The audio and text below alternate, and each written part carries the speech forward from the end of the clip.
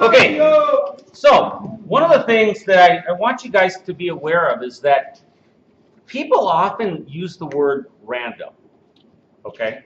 Oh, why'd you do that? Why did you put that in that order? Oh, I don't know. I just did it. It's just random. You know, it's just what I did.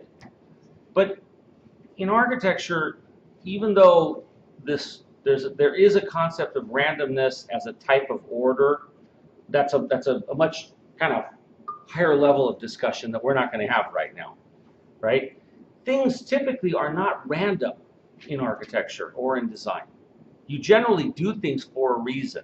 And so when you look at these 5 elevations that I gave you, or these 5 surfaces, each of them has some sort of a driving idea behind it. Okay? So what I was going to do is just kind of go over some of them in real simple terms. So this one here, right? This one uses a simple convention, a convention that I'm not really fond of, but it's there and it's been around forever. It's called symmetry. So symmetry is when there is a balance from one side of something to the other, an exact balance. And so if I was to take this thing and I folded it this way, you would find that if you hold it up to the light, that everything that's on this half is on that half.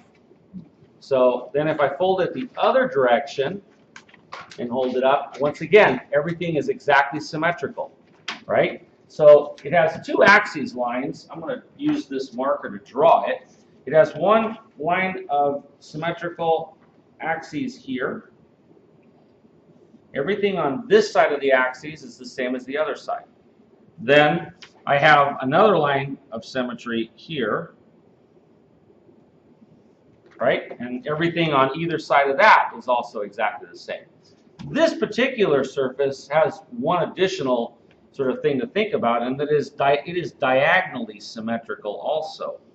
So if I fold this thing up on the diagonals of the corner, it comes up completely symmetrical also. Okay? So all of those lines are essentially creating a mirror image on either side of the line, no matter which one you fold it on. Now, that may seem kind of complex. The reality is it's not. Most of you, by age 5, had mastered symmetry. Okay? So one of the things that I really kind of tend to kind of push you away from is this initial, what I call a knee-jerk reaction. It's like you do it without thinking because it's just a reflex, right? So many people immediately lean on symmetry as their primary organizing principle. And all I can say to you is if you had absolutely, completely mastered it by age 5, how complex could it be? You're all college students now, right? And so just keep that in the back of your mind, and the next time that you catch yourself doing something because it seems like it's organized and balanced, ask yourself why you're doing that. Is there a reason why something would want to be organized and balanced? Might something want to be unbalanced? Might something want to be weighted one way or another? Those are all honest questions. All right, so this one here has symmetry every which way. Now we'll go to this one right here. Right? This one looks like it might be symmetrical both ways, but it's not. It's only symmetrical along this axis right here. So I fold it up and hold it up to the light. Yep, it's exactly the same. But if I fold it this way, right, it doesn't match up. When I look at it, this side is shorter than that side, and these things are offset towards that side. So it's not symmetrical this way. It's not diagonally symmetrical. It's only symmetrical on one axis, and that axis is right through the center of this. We're at 4 minutes, 15 seconds. All right, I'm going to try and get through all of these. All right, so that's another one, okay? Now, let's take a look at this one here. This one here has symmetry again, but the symmetry is only on the diagonal axes, okay? So if I fold it this way, it doesn't match. But if I fold it this way, it does. If I do it on any of the orthogonal axes, it doesn't match. You guys all have these, so you guys can see that. All right? Now, there is the top. And again, somebody might look at it and say, well, it seems random. Can anybody identify something that might have governed how this one got organized? The position of cuts on other walls. Nope. When did you guys learn to count?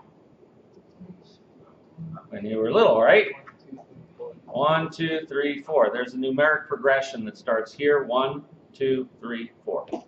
Okay? So I'll put that down. And then there's this one. This one is a little esoteric. It uses an idea of something called datum, which is an organizing sort of shape or line. So this one has a square essentially embedded inside of a square, and that square, the invisible square, is used to stop all of these pieces.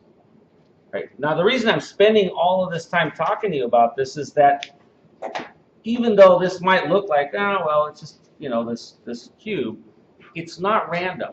Each of these surfaces, there was a thought given to them. And the interesting thing about it is that you've got 5 different organizing principles, and when you fold the thing up, they all come together. So there was a lot more thought put into it than might appear on the surface. All right, Mitchell, go ahead and stop that one.